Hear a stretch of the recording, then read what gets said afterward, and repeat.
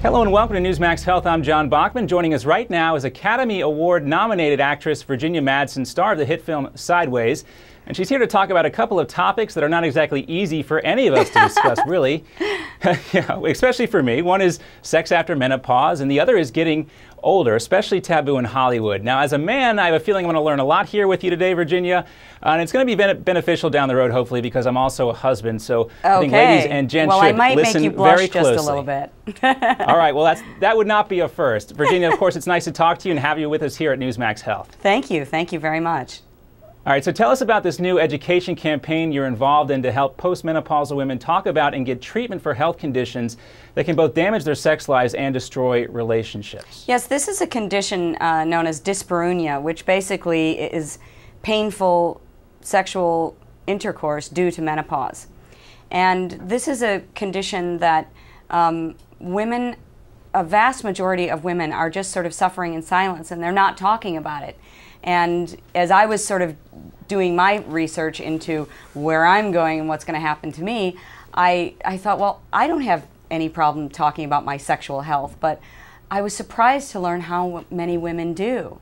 And so there's a website called findingthewords.com, and this is an excellent place to go to that has a lot of information on dyspareunia and also a new treatment that's come out. And some of that information shows that sex, even after menopause, can be better than ever? Oh, well, of course it can, but not if you have this condition. And, you know, you can imagine what this would do in a relationship if one person is having painful sex and can't participate anymore, you know, in that kind of intimacy. And so this is a way to help encourage women to find their own words, talk about it with a girlfriend, a family member, talk to your partner, and ultimately talk to your doctor. Yeah, a healthy sex life, of course, is part of the foundation of a healthy marriage as well. Well, yes, it's a vital part of our lives. Yes, it is. And many actresses view age as the ultimate enemy, and they would run in horror at the thought of talking publicly about getting older and issues involving menopause. Can you tell us, was there a specific, without getting too specific, was there an incident or a time when you said, you know, I want to learn more about this, and that helped you decide to go ahead, step forward and bring so much attention to this? Yes, well, it's, you know, aging is not something I consider taboo because I am, and we all are. And as I'm headed towards menopause, I wanted to have as much information to, you know, to empower myself with as much information as I could so that I would know what's happening. And as I started discussing this with my girlfriend, because I have friends who are all ages, and in trading stories and trying to get as much information, I was really surprised at how many women suffer from this and how many women are not being treated. So I had no problem in coming out and talking about this issue. And because I'm comfortable discussing it, I thought, well, I'm just going to step up and talk about it nationwide. I don't do things in a small way usually, John. Well, that's why you know, you get nominated for Academy Awards. Let's talk a little bit more about dyspareunia, that medical term for painful sex. Sure. Tell us how widespread this condition actually is, and a little bit more about what women can do if they want to try to tackle it. Sure. Well, from a doctor's perspective, it's really quite widespread, and there are 65 million menopausal women, and so at least half of them by the 5th year of menopause, because of the effects due to the absence of adequate amounts of estrogen, once the ovaries go on vacation, which they go on permanent vacation in menopause, then the physiologic changes are loss of elasticity and actually decreased size of the entrance to the vagina and less stretchability, so to speak. So the net result is this painful intercourse condition called dyspareunia. So it's really a medical condition, and we have medical therapies for it. And so I think once we break the silence, we help women find their words, they'll bring it up with their doctors.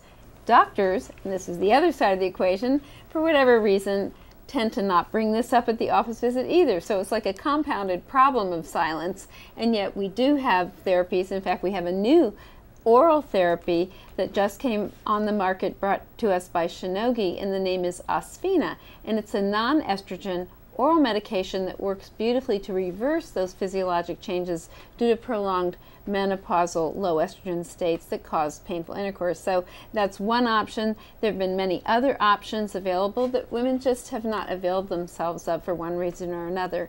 So I really hope that women will bring this up with their physicians with ease and explore getting treatment, which is really quite successful. And if they go to findingthewords.com, they can get full prescribing information, read a lot of the science and research that went into the development and making sure that this product may be appropriate for them, what are the risks, what are the benefits, and then also find their voice to improve their whole health, because sexuality is just one part of health, but from that good energy we actually motivate a lot of positive health behaviors for ourselves. So I'm hoping as a physician, partnering with Virginia, who certainly puts a beautiful face on this problem, that we can overcome the fear of speaking up for ourselves.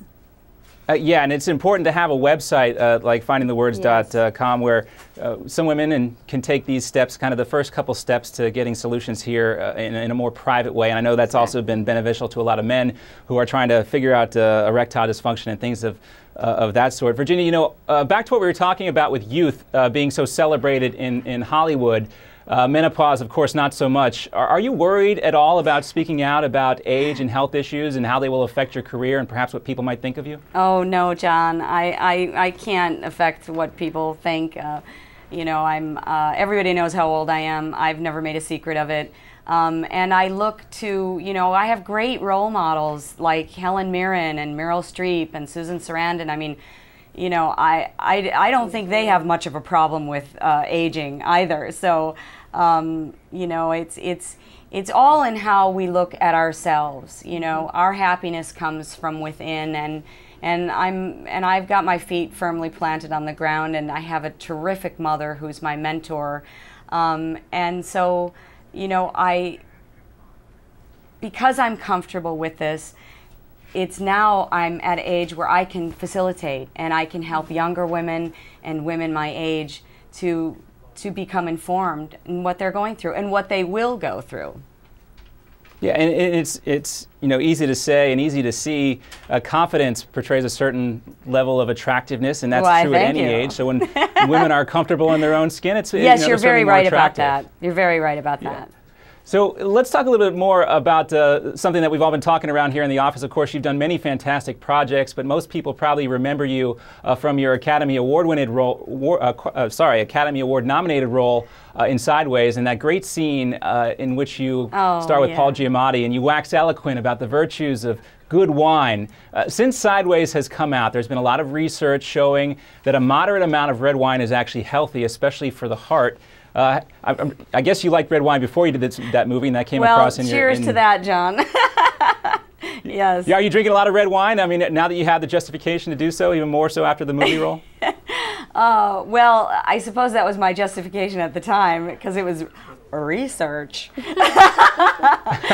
yes, I do enjoy a glass or two on occasion. All right. Well, that's good for your heart, at least. And thanks so much for sharing your information about this a little bit difficult topic. But if husbands and wives and people in relationships can talk a little bit more about it, maybe we'll have a few more healthy and happier marriages out there. Virginia Madsen, thanks so much for being with us today. Thank you very much. All right. And thank you for watching.